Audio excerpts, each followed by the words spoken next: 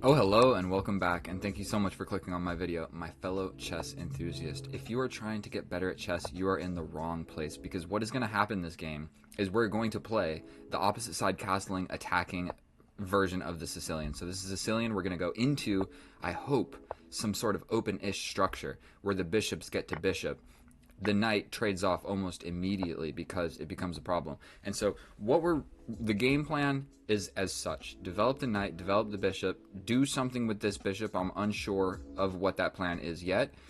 Do something with the queen, castle this way, he'll go this way, and we launch some pawns. So none of that has happened yet, but mark my word, all of it is going to happen. And then we're going to try and perfect the attacking game of chess, because literally the way that I win every game of chess is so boring. I just go up a pawn, like some tactic in a middle game or something, and I just win in an end game. And I am so tired of doing that. I want to like figure out, how do I attack? If he ruins my pawn structure, for one, it ruins my pawn structure, but then this guy's hanging. So deciding what to do with this bishop, my bishop is going to become a pawn temporarily, because we are not going to hang this pawn, because this pawn will be a thorn in the enemy's position at some point. I'm already occupying some squares in the center, which is good for me. And so if he captures, cool. We got a ruined pawn structure. I'll still castle this way, bro. I will still do it. So what he's really going for is figuring out how to, like, just win a pawn on this side of the board. But it's not going to happen. It is just straight up not going to happen. And I think this is pretty close to what I had predicted. You know, I put some of the pieces where I had planned to do so. We're still got to figure out what to do with the queen. Most likely we're just going to go here to e2, because I can't go here, and I don't want to get in the way of this pawn. So that is my analysis on this position thus far. This little standoff, we're not going to do that. We're going to develop the queen first. Most likely he brings the knight. He brings the knight or pushes this pawn, or he castles. And if he castles, so we're playing, by the way, we're playing a 5+5 casual, because... two tips. If you want to have a fun and enjoyable chess experience, bro, just play casual, because you don't have to worry about the elo. And then for two, nobody cheats in casual. Okay.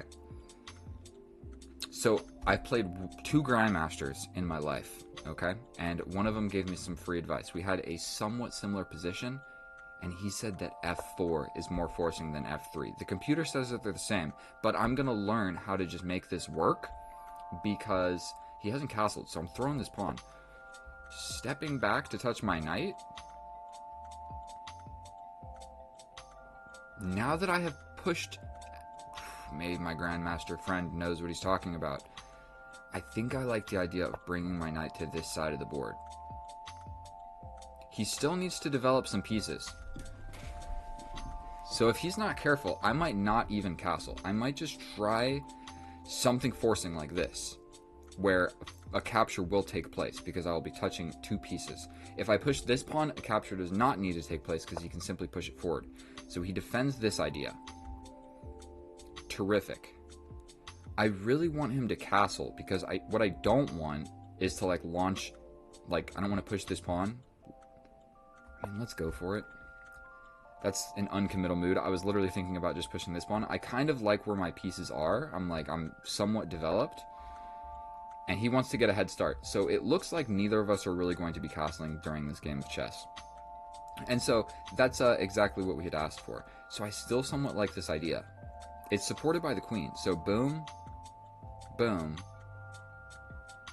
Jump in with the knight.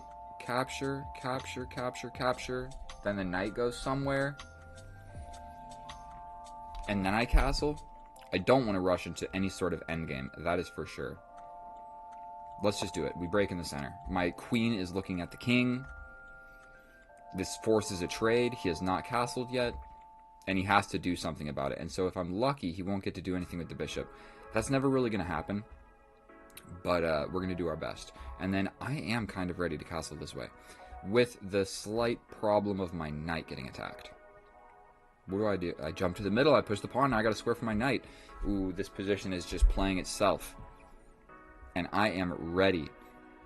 Even after something like this, maybe I just push forward again and really just try and destabilize this naked king. Because I feel like he's only castling this way unless he moves the bishop.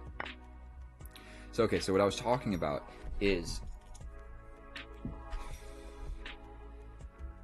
capturing like this is forcing because it does something with this knight, but then I just... Where does this knight go? He goes over here, but then I attack him.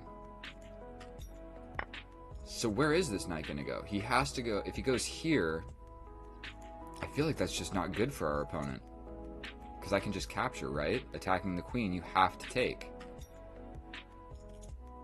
And then I'm ready to push forward. But then he might just castle. He might just say, you know what? At that point, I'm castling and going down a pawn. So I definitely don't want to do an up a pawn winning an endgame situation. If that's what it comes down to, that's what it comes down to. I did my best for you boys and my one female viewer. But we'll see what happens.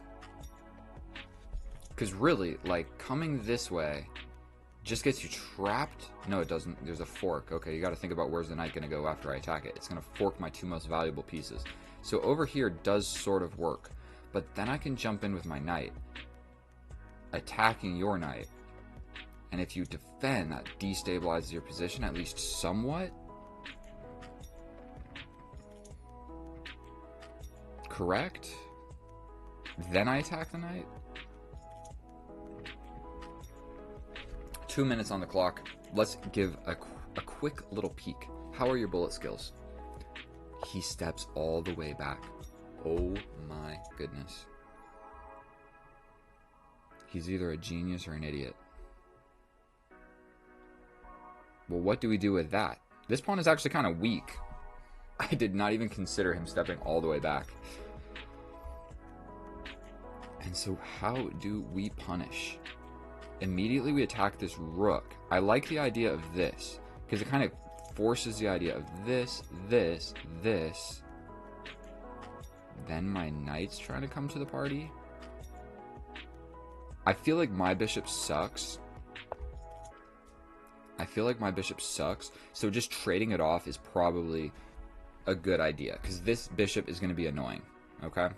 Like if his bishop gets on this square and just gets this diagonal before my bishop does, it's annoying. So what we're going to...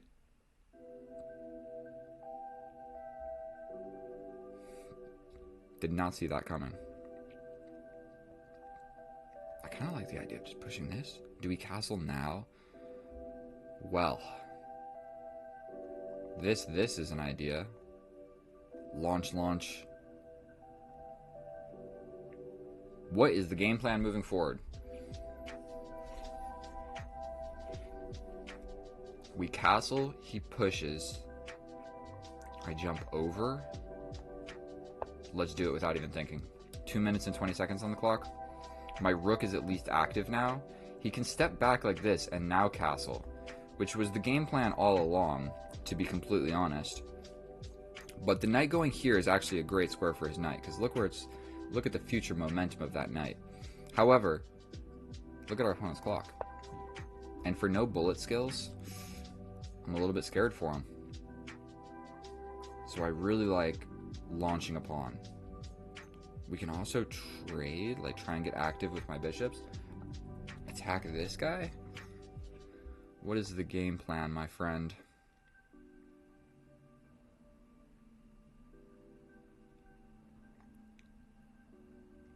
Let's just put my rook here. I mean, it's just going to let him castle. But then we get the attacking game of chess that I was asking for. And we're running out of time, so it's going to get a little hectic. So we're going to just take that. Cool. This doesn't work because he defends it. Correct? But this...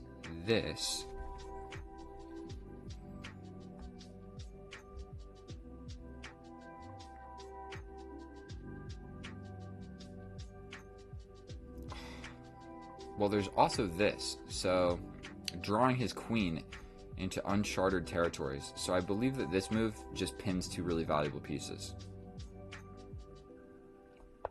I'm not sure what he's supposed to do about that.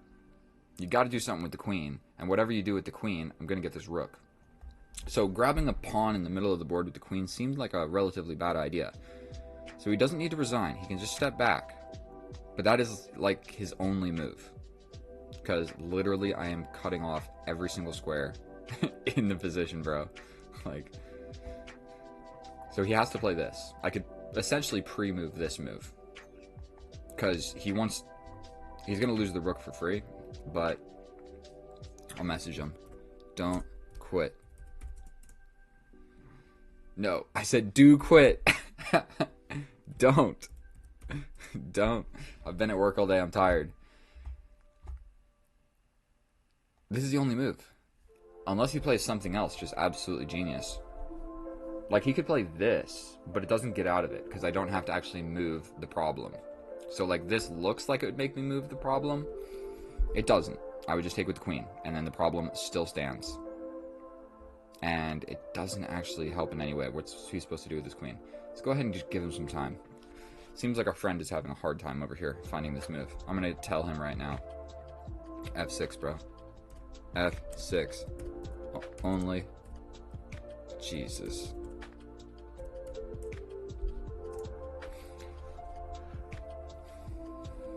I've got all my like streaming stuff. I got my little beautiful microphone. I've got a light over here so my face is beautiful. So typing is kind of hard because I really need to like scoot this microphone around. We don't want to do that. And he resigns.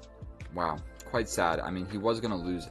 He was gonna lose anyway. And so, getting your queen in the middle of the board like this when all of my pieces are active, you know, I'm hesitant to say that that was all that incredibly accurate by me. I hung that pawn, but I hung it while it was defended tactically.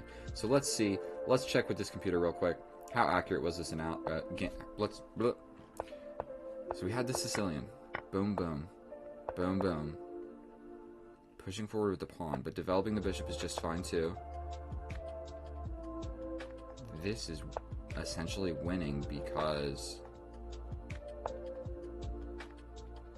Okay, so let's say he didn't do that. We chase him around. Is that the idea? We just castle? Okay. Confusing stuff out of the opening. Don't know about all that line. Okay. F4. Best move. What did I say? Grandmaster gave me a goddamn lesson. F4. Okay. So, I'm slightly getting better at chess. I used to play F3. Now I play F4. So, things are working out in my favor. We step over with the knight. We push a pawn. This was kind of a waiting move, if we're going to be honest, because I really wanted him to castle so I could castle. Right now it's saying to just castle or bring a rook, but you know what? I made that move because I wanted the castle situation to happen. He steps back, bishop here, rook over, then castle, best move, completely equal position, and then, oh my goodness, it hovered saying it was the best move for a second. Now it's saying that it's an inaccuracy. And it even recommends it as one of the best computer lines, and it still goes into an inaccuracy. Bro, chess is so hard. So this is a blunder because I can straight up just take that knight, and you can't take back because of all of these tactics. So, like I had explained in the video, I just come out here, and boom. So how long did that take me? Like 20 seconds. 15 seconds it took me to find that. That's actually a considerable amount of time when it's basically like attack the queen in the middle of the board. So, okay, let's moment of truth. How accurate was it? 78%, dude. That is terrible. Not my best game of chess. Not my best game of chess. But at least I found this tactic to win the queen or the rook or whatever. And thank you so much for watching. It was a pleasure playing chess for you. I will try another game. More attacking.